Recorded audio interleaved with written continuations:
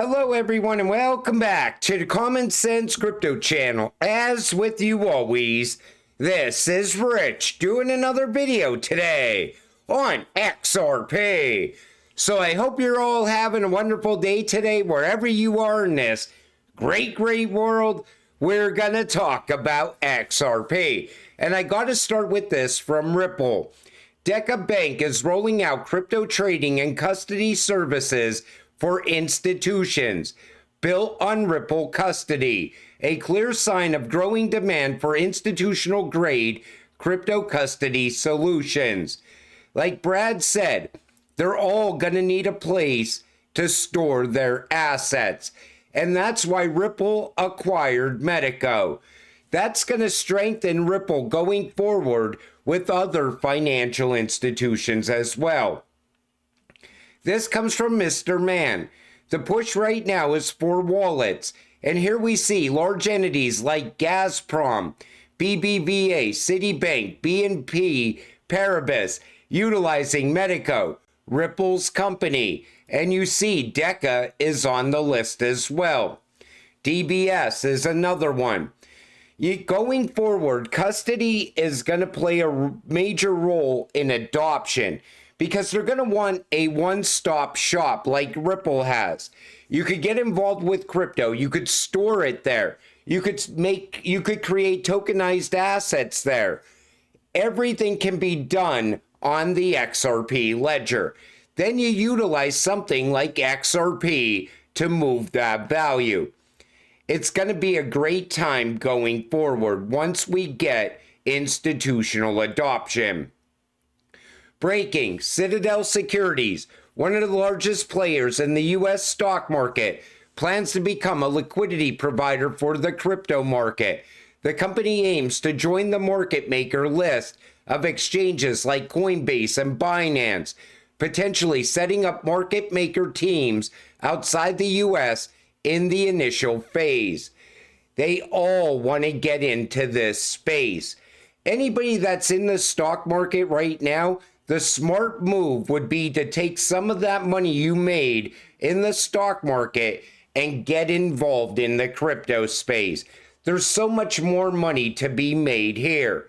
And that's why financial advisors that aren't advising their clients to get invested into crypto, they're going to be left behind as well. Because the banks are going to replace the financial advisor when it comes to crypto. Because the banks, they're anxious to open up new opportunities for their customers. It will provide liquidity for the bank. It could possibly even solve some of their liquidity issues, and it will bring new investors into this space at the same time. Breaking, 68% of Korean investors are optimistic about spot XRP ETF approval. They are just waiting on the sidelines to get into those XRP ETFs. Even here, you're going to see such a surge in the United States of money flowing into an XRP ETF. If you think those Bitcoin ETFs were something, wait until you see the XRP ETF. It's going to surpass those Bitcoin ETFs by far. Because the narrative shifting away from Bitcoin now, people are starting to wake up and realize that every time it gets around 100K, it comes crashing down. I'm waiting for XRP and the rest of these utility-driven cryptocurrencies to decouple from Bitcoin. Soon as we stop following Bitcoin, I think these utility-driven cryptocurrencies are going to start to really move in price. The money's going to shift quickly when that happens. Federal Reserve officially embraces BFT, cementing XRP XLM HBAR role in secure payments. So the research underscores the importance of BFT-based digital assets in future payment infrastructures. XRP, XLM, and HBAR all employ variations of Byzantine fault tolerance. XRP Ledger utilizes the federated consensus model, a form of BFT that allows validators to agree on transactions without requiring mining or extensive computational power. This ensures high-speed, low-cost cross-border payments. Stellar operates on the Stellar Consensus Protocol, a federated Byzantine agreement model that prioritizes security and efficiency in financial transactions. And Hedera Hashgraph HBAR employs the Hashgraph consensus algorithm, which combines Gossip Protocol with asynchronous. Oh my God, I can't even pronounce that word. Asynchronous Byzantine fault tolerance. It took me off guard, ensuring high scalability and low latency. And that's why these three cryptocurrencies are going to interact inside of FedNow. Going forward, FedNow is going to be utilizing cryptocurrencies through ISO 222. And if the network is ISO compliant, that means the cryptocurrency can be utilized inside of ISO 222. I stress that because there's a big battle going on all over that on X right now. This comes from Smoke, how the XRP ledger maintains superiority over competitors like XLM and USDC. Everybody always said, why is the price of XLM not as high as the price of XRP? There's less XLM. This is how. Compared to Stellar, XLM, XRP ledger has more institutional use. XLM focuses on micropayments and NGO partnerships, but lacks major financial adoption. XRP ledger, however, is built for large-scale banking and cross-border payments. There's just more institutional use of the XRP ledger. Now, that could change over time. We know XLM is also involved with central bank digital currencies, like Ukraine CBDC.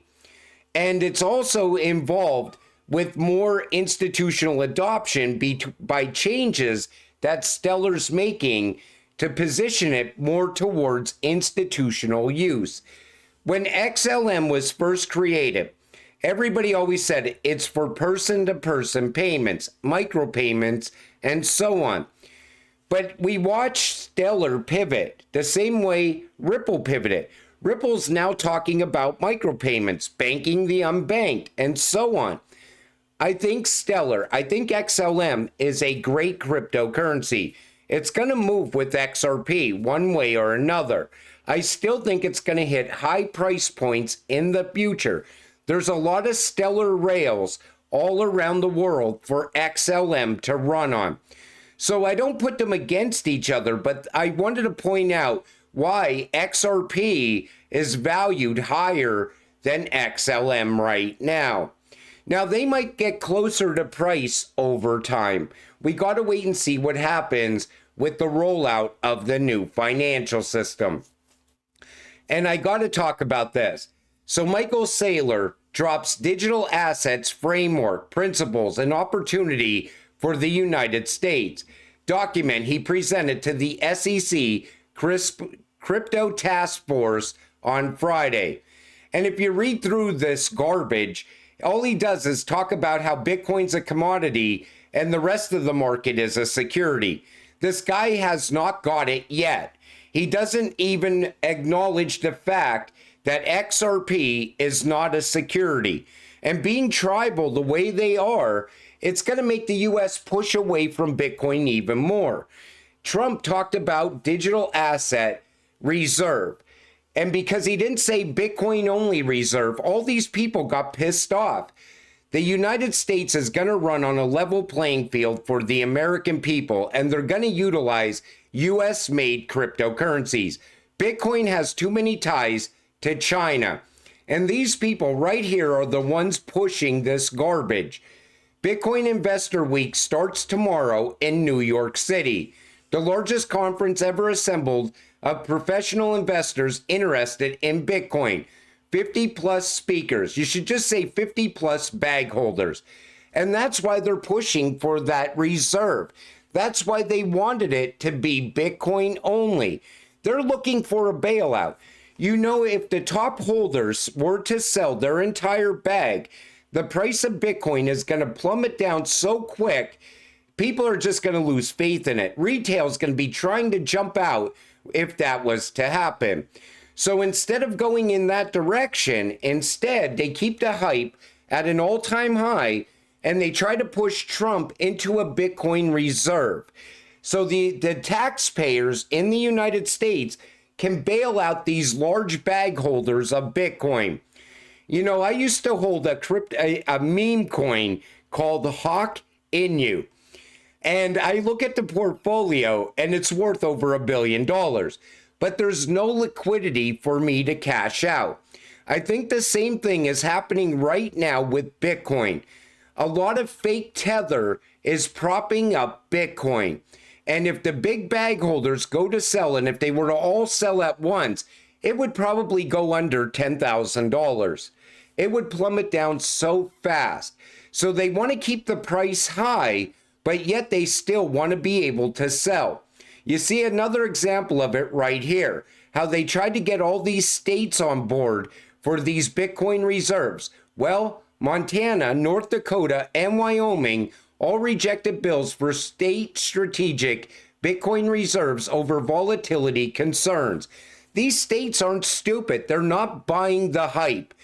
They already know that they're going to go in a different direction. They're going to get involved with digital assets, but they're going to get involved with digital assets that actually solve a problem, that actually helps them move money around the world if they need to move it. Plus, you're going to be using XRP, XLM, HBAR, and other ISO cryptocurrencies domestically here in the United States. Even the fact that Ripple has all those money transmitter licenses tells you where it's going from here when it comes to the United States. How the hell did the Biden administration lose track of $19 billion worth of assets? 196,000 Bitcoin alone. If those assets really are gone, supply just took a huge hit. This is why you don't want the government holding any crypto, not just Bitcoin, any crypto. Because right now we have Donald Trump as the president. What happens when he's gone and the next president comes in? All of a sudden, this could happen again. Now you're an XRP holder. The price is sitting at, let's say, $1,000. And the US is maybe holding 10 billion XRP. And all of a sudden, it just goes missing. What do you think is going to happen to the price of XRP? Of course, it's going to come plummeting down. Wait until they find out where all of these Bitcoin went. Then what's going to happen to the price of Bitcoin? This could be the next dump on crypto, and it could happen in a couple of days. So prepare for that as well, because they don't know where it went. And Cobb said this, XRP fam, you guys aren't going to believe this. Bitcoin maxis are now rioting against Saylor, demanding proof of reserves. I thought the addresses were public, but I guess not. They are starting to think the Bitcoin purchases are fake. You know, every time Michael Saylor says he's buying Bitcoin, the price plummets down. I think it's because he's selling and not buying. And I think the Bitcoin maxis are starting to figure it out, finally, after all of this time. No matter how you look at it, this is what it comes down to. There's no real value in Bitcoin. Most of that $90-some thousand price is fake tethered. This has been going on for years. It's the same reason that if Tether loses its peg right now and comes crashing down, Bitcoin's going with it. The rest of the market will go with it as well, including XRP. The difference is XRP and these other cryptocurrencies, they're going to bounce back very quick. I don't see the same thing happening for Bitcoin. But the narrative is shifting now. People are waking up now. You know, back in 2017, back in 2021, the hype would have held up. The hype is no longer holding up. People are starting to see it for what it is now. And it took all this time for that to happen. Once XRP takes that #1 spot away from Bitcoin, that's it. It's over. You will see a massive change in the crypto space. Everything will be following XRP after that. Because Bitcoin, it runs on two things: hype and belief. Belief, it can go higher. If it doesn't go higher, right away, people start to get pissed off. It's the same thing that you see happening with XRP. If it goes sideways for maybe 2-3 days, right away, everybody calls it a scam coin and everybody's fighting all over XRP. But when the price goes up, everybody gets excited because the belief is back now. Now it's going to 10K. It could go up literally 5 cents and the next stop is $10,000. That's how crypto works. And I think we're going to see a major shift going forward. But until it all happens, stay patient, stay positive, and let's get rich together. With that said, I'm going to wrap up this video. I want to thank you all for watching. I appreciate all of you. I'll see you in the next one. Have a great night.